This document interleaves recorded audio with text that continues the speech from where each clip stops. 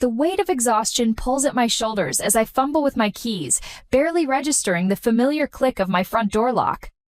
Another day of endless meetings and forced smiles leaves me craving the sanctuary of my empty apartment.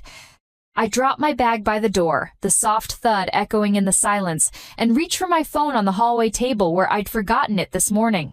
The screen illuminates with a notification that makes me pause. A video message from Aunt Susan. Strange never sends videos.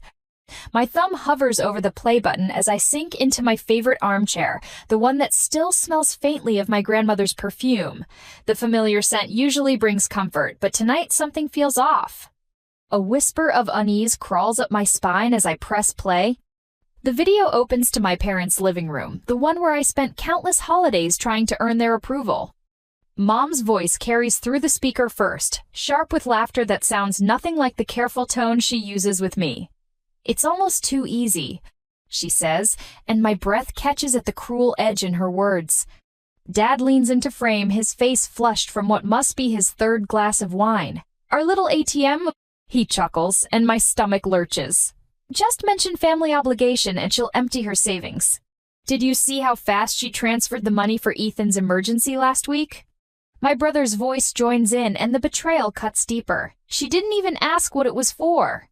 Their laughter fills my apartment, bouncing off the walls until I can barely breathe. My hands shake so badly I almost drop the phone, but I can't look away. Every word they speak hammers another crack into the foundation of what I thought was truth. The screen blurs as tears well up, but I force myself to keep watching.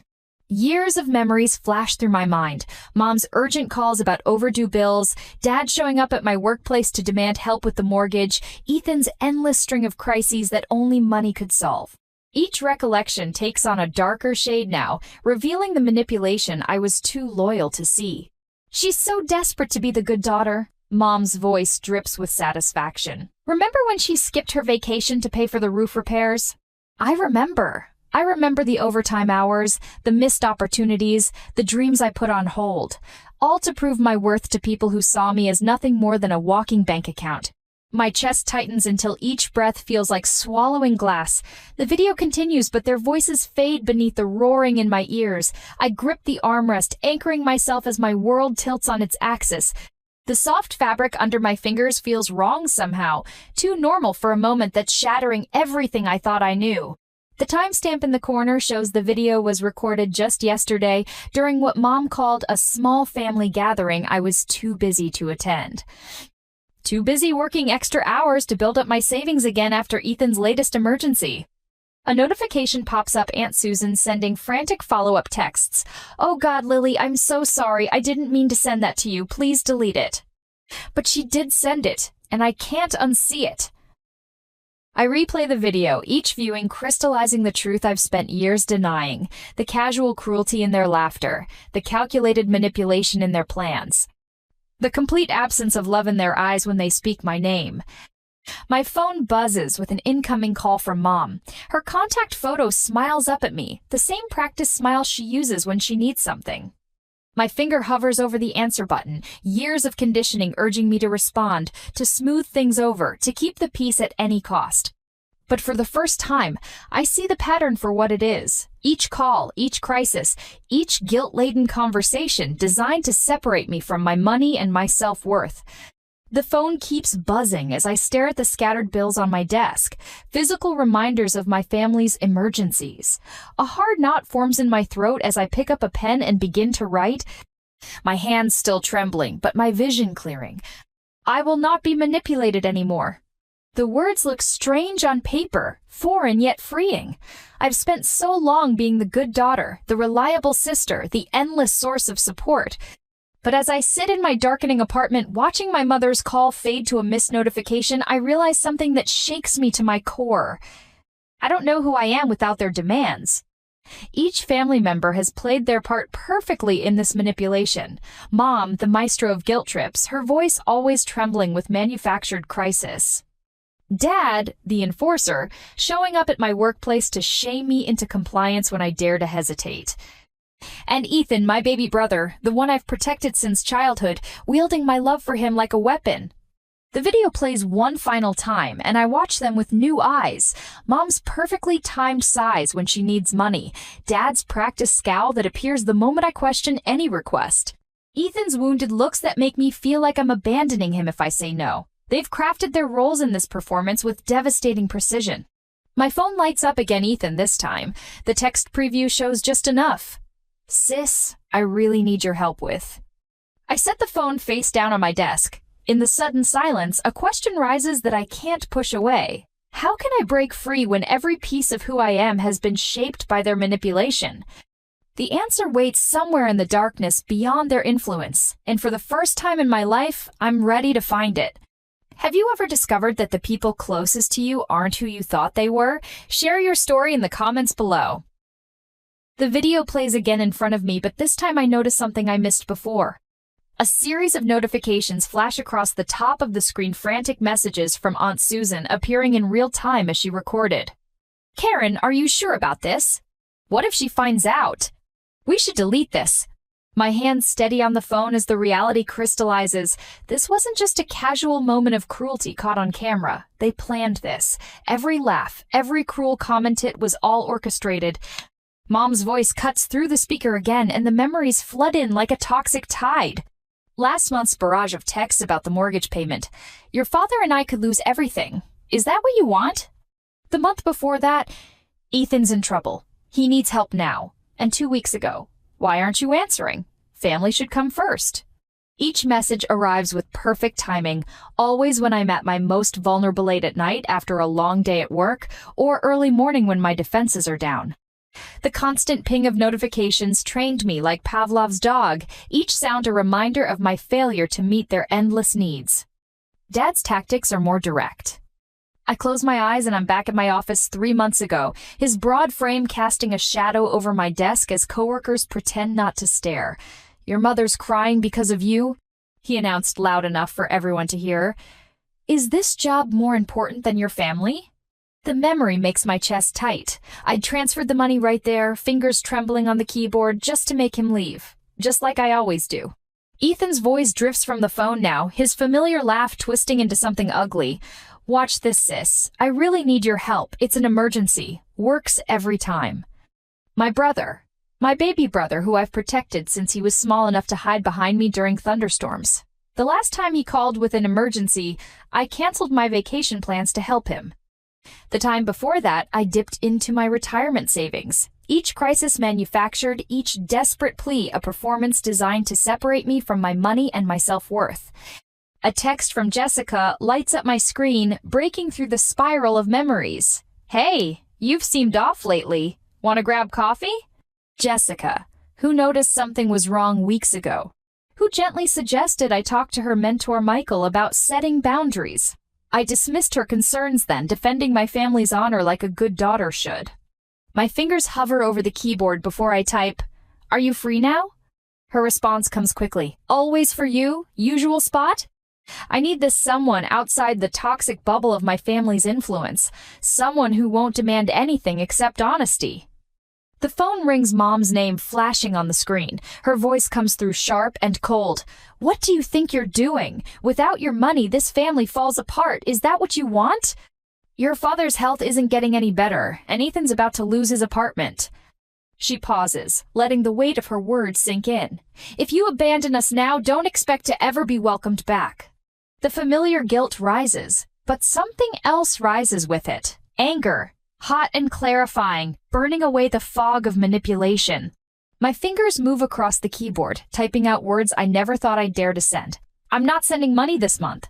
The response is immediate. Accusations of betrayal, reminders of all they've sacrificed, threats of what my defiance will cost. Each message designed to break my resolve, to force me back into line.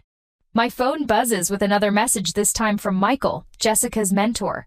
"Jessica told me what's happening. Remember, setting boundaries isn't betrayal. Call me if you need backup."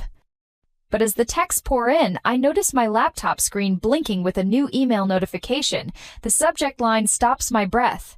R.E. Lily's account, next steps. I open it with trembling fingers, and my world shifts again. There, in crisp black and white, is an email chain between my family members, detailing their plans for the coming months.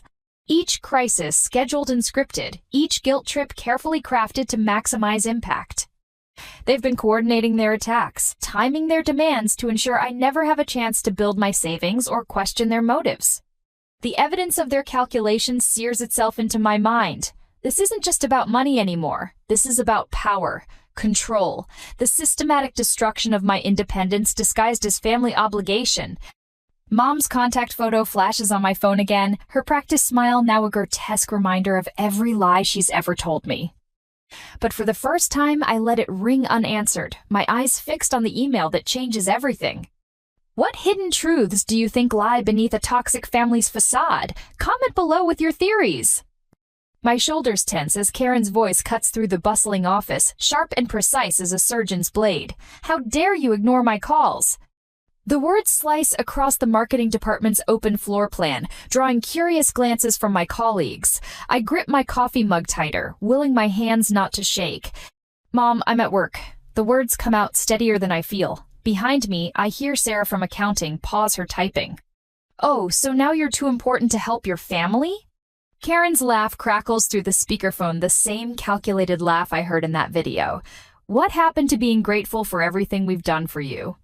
Heat creeps up my neck as I notice Tom, my supervisor, emerging from his office.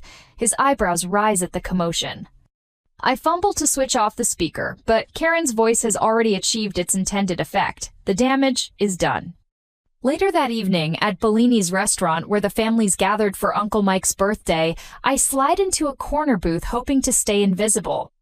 But Richard's voice carries across the white tablecloths and wine glasses, loud enough to ensure everyone hears. Some people, he announces to the table of relatives, swirling his third glass of Cabernet, think they're too good for family once they get a fancy office job. His eyes fix on me, lips curling into a smirk. Isn't that right, Lily? The fresh bruise to my reputation stings, but something else rises in my chest, a familiar pressure building like steam in a kettle. I watch him take another self-satisfied sip, and suddenly I'm tired. Tired of being the punching bag. Tired of measuring my worth in dollars withdrawn. I set down my fork, the clatter against fine china drawing attention. Actually, Dad, I think it's more that some people view family as an ATM rather than actual relatives. The words surprise even me with their clarity. Richard chokes mid-sip. Aunt Susan's eyes widen. She knows exactly what I'm referring to. The video she accidentally sent still burns in my phone. A digital smoking gun. That night in my apartment, I stand before the bathroom mirror. The woman staring back looks different somehow, shoulders straighter, jaw set with newfound determination. I think of Karen's performance at my office, of Richard's theatrical dismantling of my character at dinner. Each attempt to shame me has only crystallized something I've been afraid to admit. Their power over me exists only because I've allowed it. My phone buzzes on the counter, another text from Ethan. Hey sis, hate to ask, but I'm in a really tight spot. I let it sit unanswered, focusing instead on my reflection. The constant pressure of their demands has shaped me like water shapes rock, wearing away at my edges until I fit the mold they created. But erosion can be stopped. Damage can be reinforced. I grab my laptop and open a new document. My fingers hover over the keys for a moment before I begin typing. Documentation of financial exploitation. The title stares back at me, both terrifying and liberating. I begin listing every emergency payment, every guilt-laden transfer, every manipulation disguised as family obligation. The numbers add up far too quickly. Years of helping out with mortgages, car payments, and Ethan's endless crises scroll down my screen. Each entry reinforces my resolve. This isn't help anymore. It's systematic exploitation. A new text lights up my phone, Jessica, this time. Coffee tomorrow? Been worried about you. Jessica, who's watched this pattern play out for years. Jessica, who's never asked me for a dime. I text back a quick, yes, something warming in my chest that feels like hope. The next morning, the familiar scent of coffee and pastries at the daily grind wraps around me like a comfortable sweater. Jessica slides into the seat across from me, and I notice Michael, my old mentor from grad school, approaching with 3 steaming mugs. I hope you don't mind, Jessica says. I asked Michael to join us. We're worried, Lil. Michael sets down the coffee and fixes me with the same steady gaze that got me through my thesis anxiety. Your father came by my office yesterday, he says quietly, making some interesting claims about your mental state. The old Lily would have crumbled at this news, but I think of the documentation waiting on my laptop, of Karen's public performance, of Richard's wine-soaked accusations. I wrap my hands around the warm mug, drawing strength from its solidity. They're escalating, I say, surprised by the clinical tone in my voice, because they're losing control. Jessica reaches across the table, squeezing my hand. You don't have to go through this alone. Michael nods, pulling out a business card. I have a friend who specializes in financial abuse cases, just to understand your options. I take the card, its edges sharp and clean against my fingers. In its blank white surface, I see possibilities I've never allowed myself to consider. The pressure in my chest transforms into something else, not quite peace, not quite triumph, but perhaps the first real breath I've taken in years. Just remember, Ethan's voice cuts through the weekend quiet of Thompson Park. Everything our parents did was for you, Lily. The music lessons, the college tours. He gestures broadly to our gathered friends at the community barbecue, his voice carrying across the lawn. While I had to figure everything out myself, I watch the faces of our childhood friends shift uncomfortably. This is classic Ethan turning every gathering into a performance of his victimhood. Tell them about the car they bought you, he continues, voice dripping with mock sweetness, while I had to take the bus. The car they convinced me to co-sign for, I correct quietly. The one I'm still paying off 5 years later. His face reddens. There you go again, twisting everything. You know what your problem is, Lily? You're selfish. You've always been selfish. Something inside me snaps. Years of swallowed responses rise to the surface. Selfish? My voice carries across the stunned silence. Was it selfish when I drained my savings for your business venture? Or when I worked double shifts to cover Mom's mortgage? Each word feels like breaking free from invisible chains. Tell them about the video, Ethan, the one where you all laughed about your little ATM. He pales, mouth opening and closing like a fish. Around us, the murmurs begin. Later that night, I sit cross-legged on my bedroom floor, surrounded by old photo albums. Each smiling family photo now tells a different story. The Christmas I couldn't afford a vacation because of Dad's emergency. The graduation where Mom guilted me into paying for Ethan's student loan payment instead of putting a down payment on a house. My fingers trace the edges of a photo from my first job celebration. I'm beaming at the camera, unaware that my starting bonus would disappear into Karen's credit card debt the very next week. Tears blur my vision, but they feel different now, not tears of hurt, but of release. At my desk, I open my laptop. The documentation I started grows more detailed. Dates, amounts, screenshots of texts. Each piece of evidence transforms from a source of shame into a weapon of truth. I create folders, organize years of financial records, and start recording every interaction. A plan takes shape in my mind, not just escape, but exposure.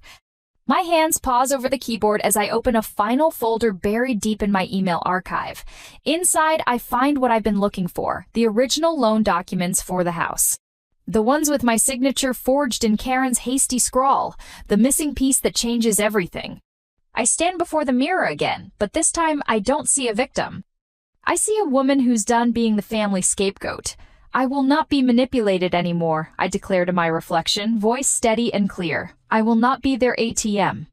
The pressure in my chest transforms into something else, not quite peace, not quite triumph, but perhaps the first real breath I've taken in years. The cursor blinks on my screen, steady as a heartbeat. I've typed and deleted the email subject line 7 times now, but the words finally feel right. Financial record of family support 2020 to 2024. My fingers hover over the keyboard as I review the spreadsheet one last time. Every transaction, every guilt-laden transfer, every emergency payment meticulously documented. The numbers tell their own story, one of systematic exploitation that makes my stomach clench. Send me your bank statements. Michael had advised yesterday, we'll build an ironclad case. My mentor's steady voice echoes in my mind as I copy the data into the email body, each line an indictment. Asterisk January 2020. Emergency roof repair, $8,400. February 2020. Mom's overdue medical bills, $3,200. It's March 2020. Ethan's car trouble, $2,800 asterisk. The list stretches endlessly. 4 years of financial drainage, perfectly cataloged. My hands shake slightly as I add the total at the bottom, $147,632. Nearly my entire life savings gone to feed their endless needs. The phone rings, Mom's ringtone. I silence it without looking, focusing instead on the final paragraph of my email. This will be my last communication regarding financial support. Any further attempts to extract money will be met with legal action. All documentation has been shared with my attorney. I hit send before I can second-guess myself. The whoosh of the sent email feels like a door slamming shut. The response is immediate and explosive. My phone erupts with notifications. Mom's voice trembles in her voicemail. How dare you air our private business like this, after everything we've done for you? I delete it mid-sentence. Dad's message is next, his tone sharp enough to cut. You ungrateful little, delete. A text from Ethan pops up. Way to stab your family in the back. Real classy, sis. I screenshot it for evidence and block his number. The cafe where I meet Jessica for lunch becomes my sanctuary from the digital onslaught. The familiar scent of coffee and pastries grounds me as I slide into our usual corner booth. But peace is short, lived Ethan's voice cuts through the ambient chatter. There's my sister, the family traitor. He's already halfway to our table, cheeks flushed with what I recognize as his performative rage. Everyone, want to hear how she's abandoning her own blood? The cafe falls quiet. My chest tightens as heads turn our way. This is exactly the kind of public scene I've always dreaded, the reason I've given in so many times before. But something has shifted inside me. I meet his gaze steadily. You mean how I'm refusing to be your personal ATM anymore? A couple at the next table snickers. Ethan's face darkens. You've taken everything from us, he spits. Actually, I pull out my phone, opening the spreadsheet. I can show you exactly who took what from whom. Would you like me to share it with everyone here? The color drains from his face. He backs away, nearly stumbling into a waiter's tray. You've changed, he mutters, but the venom in his voice has been replaced by something that sounds almost like fear. Yes, I say simply, I have. Later that evening, in the community hall I've rented for this purpose, I stand before my extended family with a projector remote in my hand.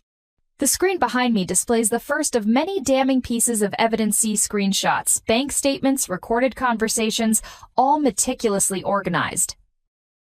I've called this meeting, my voice carries clearly through the stunned silence, to ensure complete transparency about our family's financial situation. Click. Mom's frantic text messages about fictional emergencies fill the screen. Click. Dad's threatening emails demanding more money. Click. Ethan's manipulative pleas for just one more loan. Aunt Susan's hand flies to her mouth. Uncle Jim stares at his shoes. Cousin Rachel whispers something to her husband that makes him shake his head in disgust.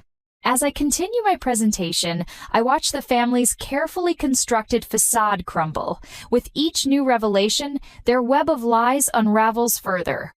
The power they've held over me for so long dissolves in the harsh light of truth. My phone buzzes with a notification. Jessica has posted our cafe confrontation online, accompanied by a fierce defense of my actions. Michael's response appears moments later, sharing my documented evidence with his considerable professional network. Other supporters join in, their voices creating a shield wall of solidarity around me. The mighty Karen and Richard, my manipulative parents, sit frozen in their chairs, their usual arsenal of guilt and threats rendered useless by the public exposure. Ethan, my once cocky brother, seems to shrink with each new piece of evidence.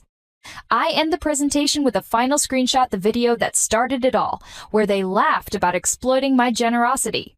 The sound of their cruel laughter fills the room, but this time it doesn't wound me. Instead, it feels like the final nail in the coffin of their control. As the crowd disperses, I catch a glimpse of something I never expected. Ethan, alone in the corner, his shoulders slumped as he stares at his phone. For a moment, the arrogant mask slips, revealing something that looks almost like regret. He quickly looks away when he notices me watching. Through the thin walls of the hall, I overhear Aunt Susan's voice, thick with emotion as she speaks into her phone. I can't believe what we've done to her. All these years. She trails off, and I recognize the sound of someone grappling with their own complicity. Back in my apartment, I spread the evidence across my desk: bank statements, screenshots, recorded calls. My laptop screen glows with social media reactions, each supportive comment another brick in the wall between me and my family's manipulation. I open a fresh document and begin typing. Legal action preparation, phase 1.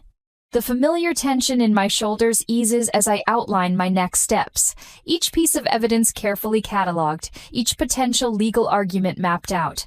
This isn't just reaction anymore, it's strategy. My hands steady as I work, the trembling uncertainty of the past replaced by methodical purpose. A notification breaks my concentration. A new email. Sender anonymous, subject line cryptic. The final piece of the puzzle is closer than you think. My heart pounds as I read the preview text. Whatever this is, it could change everything again. The legal notice lands in my inbox with the sharp ping of an incoming email. Another one. I've received 15 similar messages in the past hour, each more threatening than the last. My mother's latest reads like a war declaration, peppered with phrases like moral bankruptcy and sacred family duty. My phone buzzes again, Dad this time. His voicemail notification popping up alongside a local news article where he's quoted calling me a daughter who's abandoned her family's values. The irony would be funny if it didn't make my stomach twist. I minimize his message and open my laptop instead. The document I've been preparing glows on the screen. Bank statements, text messages, recorded conversations, a digital paper trail of years of exploitation. Each piece of evidence has been meticulously organized, ready for the press conference I've scheduled for tomorrow. My brother's face appears on the television as I'm reviewing the files. He's standing at a podium, Mom hovering by his side like a puppet master. Family isn't just about blood, Ethan declares, his voice cracking with manufactured emotion. It's about sacrifice, about responsibility. My sister has forgotten that. The words hit their intended mark. Me chest tightens with familiar guilt, but this time, the feeling doesn't take root. Instead, I think of the video that started all this, of their laughter as they called me their walking ATM. The memory straightens my spine. My phone lights up with a message from Sarah, my PR consultant. Community centers booked. Local press confirmed. You ready? My fingers hover over the keyboard for a moment before I type, yes. The next morning, I stand before a packed room. Cameras click and whir as I step up to the podium, my USB drive containing the evidence feeling heavy in my hand. The weight of what I'm about to do settles on my shoulders, but it doesn't crush me. Not anymore. For years, I begin, my voice steady despite my racing heart. I believed that family meant sacrificing everything, your savings, your dreams, your self-worth. Today, I'm going to show you what that sacrifice really looked like. The first bank statement appears on the screen behind me. Mom's urgent text about the mortgage payment she couldn't make, the one I later discovered she'd spent on a luxury cruise. Dad's threatening email about showing up at my workplace if I didn't help with Ethan's emergency car repairs the same car he sold a week later for profit. Murmurs ripple through the crowd as each piece of evidence builds upon the last. The room grows tense with collective shock as the full scope of their manipulation unfolds on the screen. I keep my voice level, letting the facts speak for themselves. The video clip of my family's laughter plays last. The sound echoes through the silent room, their cruel words about their little ATM landing with devastating clarity. When the screen goes dark, the silence holds for one breath. 2, before erupting into a storm of camera flashes and shouted questions. My phone explodes with notifications as the story hits social media. Within hours, the video goes viral, my family's carefully crafted image crumbling under the weight of their exposed lies. Local news stations pick up the story, their coverage spreading like wildfire across national networks. A week later, I stand before another audience, this time at a community forum on financial abuse. Mom, Dad, and Ethan sit in the front row, their lawyers flanking them like guards. They're here to attempt damage control, but their usual tactics feel hollow under the harsh fluorescent lights and dozens of watchful eyes. You've heard my family's version of events, I say into the microphone, my voice carrying to every corner of the room. About duty, about obligation, about the daughter who betrayed their trust. I pause, meeting each of their eyes in turn. But obligation isn't love, duty isn't family, and exposing abuse isn't betrayal. The applause starts slowly, then builds into a wave that drowns out my parents' attempts to interrupt. I watch their faces as their last grip on control slips away, replaced by the dawning realization that their power was always built on sand. The final battle takes place in a courtroom 3 days later. My lawyer presents our dossier to a panel of judges, the evidence even more damning under the stark courtroom lights. Mom and Dad sit rigid in their chairs as the judge reviews years of financial manipulation, their faces growing paler with each documented instance of exploitation. When the judge speaks, her voice rings with certainty. The court finds clear evidence of systematic financial exploitation. She looks directly at my family. All claims on Miss Anderson's financial support are hereby nullified. The words echo through the courtroom, and for the first time in years, I feel truly free. The gallery erupts in supportive murmurs as my family's lawyers shuffle their papers, desperately searching for grounds to appeal. But we all know it's over. As I leave the courthouse, reporters thrust microphones toward me, asking how it feels to win, but my attention is caught by something else. My phone screen lighting up with a notification. An encrypted message from an unknown number. The final chapter is yet to be written. I tuck the phone away, feeling the weight of unfinished business settle alongside my victory. The truth has been told, justice has been served, but something tells me this story isn't over yet. Have you ever wondered if true revenge brings freedom or if it just creates new battles to fight? Let me know your thoughts in the comments below. Morning light streams through floor-to-ceiling windows, casting long shadows across my newly renovated downtown Seattle apartment. The space feels different now, lighter somehow, as if the fresh paint and rearranged furniture have scrubbed away the lingering darkness of the past year. I arrange a silver frame on my desk, smiling at the photo of Jessica and me at last month's charity run. Next to it, I place the certificate from my self-empowerment workshop and a handwritten note from Michael that simply reads, "You've got this." Such simple words, but they mean everything now. My laptop screen glows with my updated 5-year plan. The goals I've set feel ambitious but achievable, expanding my marketing consultancy, leading workshops for others, breaking free from financial abuse, maybe even writing a book someday. Each milestone represents another step away from the person I used to be, the family ATM, the perpetual caregiver, the woman who measured her worth in sacrifices. The local cafe where I now sit with Jessica bears little resemblance to the place where I once huddled in corners, answering Karen's frantic calls about imaginary emergencies. The afternoon sun warms the wooden table between us as Jessica describes her latest project challenges. The client keeps moving the deadline, she says, frustration evident in her voice. I take a thoughtful sip of my tea, considering her words. Have you discussed implementing a change order process? It could help manage scope creep. The confidence in my voice surprises me, not because the advice isn't sound, but because I remember a time when I wouldn't have trusted my own judgment enough to offer it. The community center's meeting room feels intimate with its warm lighting and circle of chairs. 10 faces turn toward me as I share my story, each person carrying their own burden of toxic family dynamics. My voice remains steady as I describe the video that changed everything, the subsequent battles, and the freedom I found in finally saying, no.